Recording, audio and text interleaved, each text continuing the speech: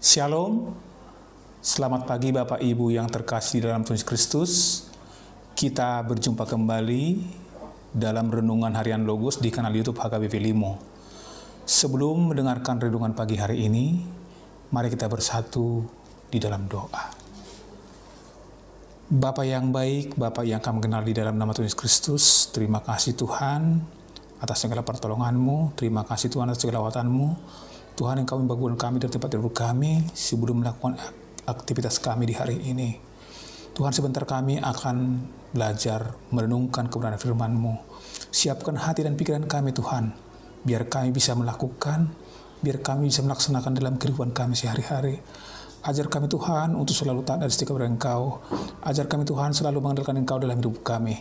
Di dalam Kristus kami berdoa dan mengucap syukur. Amin. Saudara-saudara kekasih di dalam nama Tuhan Yesus Kristus, renungan firman Tuhan pada pagi hari ini, Jumat tanggal 11 April tahun 2025, diambil dari kitab Efesus 4 ayat 26, demikian firman Tuhan. Apabila kamu menjadi marah, janganlah kamu berbuat dosa. Janganlah matahari terbenam sebelum padam amarahmu. Demikian firman Tuhan. Saudara-saudara kekasih di dalam Tuhan Yesus Kristus, setiap orang pasti pernah mengalami kemarahan. Terus, apa arti daripada kemarahan itu? Kemarahan adalah suatu reaksi terhadap peristiwa-peristiwa yang pernah menyakiti atau tidak sesuai dengan harapannya. Misalnya, dikecewakan, dikhianati, tidak mendapatkan apa yang kita inginkan, diperlakukan dengan tidak sepantasnya, rasa tidak puas, disakiti, dan sebagainya. Setiap orang tidak dapat menghindari kemarahan, sebab pengalaman yang menyakitkan itu tidak dapat dihindari oleh siapapun. Cepat atau lambat, semua orang akan menghadapi pengalaman yang menyakitkan dan akan terdorong untuk marah. Di dalam Efesus 4 ini, tidak melarang kita untuk marah. Seperti yang dikatakan oleh Rasul Paulus. Apabila kamu menjadi marah, janganlah kamu berbuat dosa. Jadi, kalau kita lihat, marah itu boleh-boleh saja.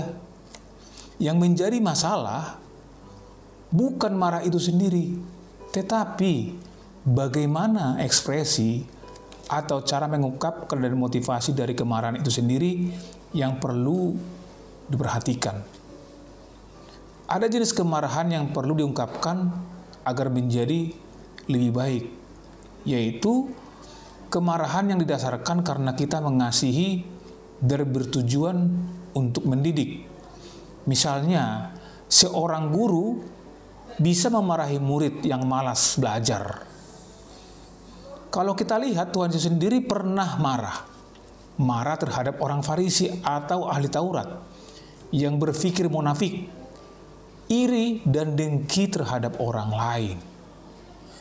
Jadi kemarahan yang tidak diinginkan oleh firman Tuhan adalah kemarahan yang didasarkan oleh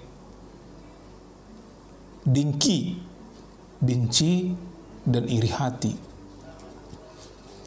Kemarahan membuat orang tidak lagi bisa berpikir jernih.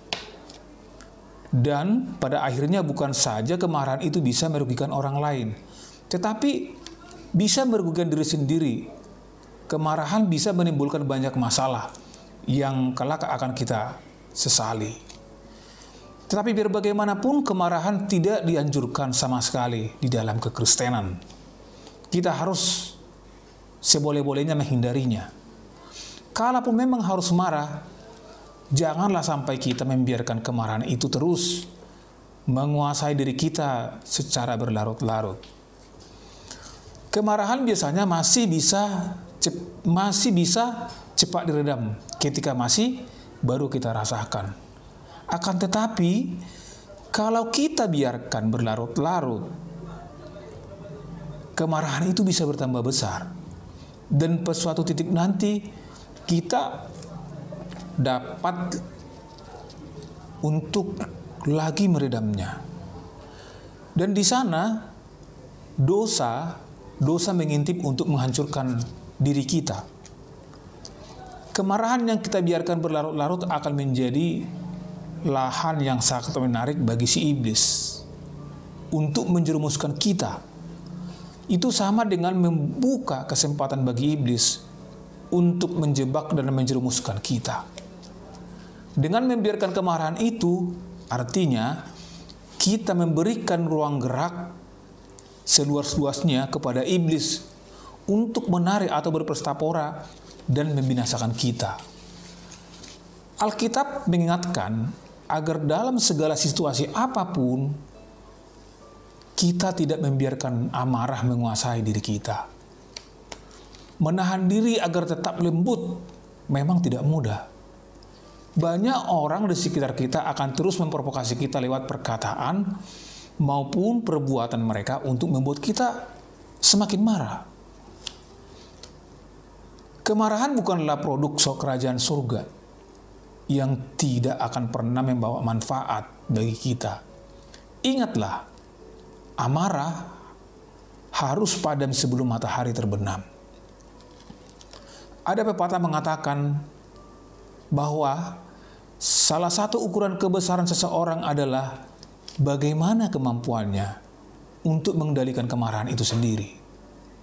Bagaimana kita dapat mengontrol, bagaimana kita dapat mengatasi kemarahan kita agar kita tidak jatuh dalam dosa. Ada beberapa cara yang dipergunakan, yaitu yang pertama, berdoa, meminta Tuhan memampukan kita mengendalikan diri agar tidak jatuh dalam dosa pada saat kita marah. Yang kedua, tetap menguasai diri. Jangan sampai kita dikuasai oleh emosi kita. Berpikir dulu sebelum bertindak. Yang ketiga, hindari kata-kata kasar. Tetapi gunakanlah kata-kata yang lemah lembut dalam menyelesaikan masalah. Yang keempat, menunda kemarahan dengan banyak berdiam diri. Marah boleh saja, marah tidak dosa. Tetapi yang perlu diingat ialah jangan kita terus-menerus memendam kemarahan kita. Dan biarlah kita tetap dan menguasai diri pada saat kita marah, sehingga tidak jatuh dalam dosa yang tidak kita inginkan. Amin. Mari kita berdoa. Bapa kami yang bertahta di kerajaan sorga, terima kasih atas firman-Firman-Mu di pagi hari yang indah ini. Engkau telah mengingatkan kami, apabila kami menjadi marah, janganlah sampai matahari terbenam sebelum padam amarah kami. Tuhan Yesus yang kami sembah, berikanlah kepada kami hati yang mampu menahan diri, dan berikan juga kepada kami hati yang tetap lemah lembut. Ajari kami Tuhan untuk melakukan dalam kehidupan kami sehari-hari. Firman-Mu semakin bertumbuh dalam hati kami. Berkati kami semua jemaat-Mu. Apapun yang kami kerjakan berhasil, dan apapun yang kami cita-citakan tercapai. Dan apa yang kami lakukan hanya kemuliaan bagi nama-Mu. Di dalam Kristus kami berdoa dan mengucap syukur. Amin. Shalom. Tuhan Yesus memberkati.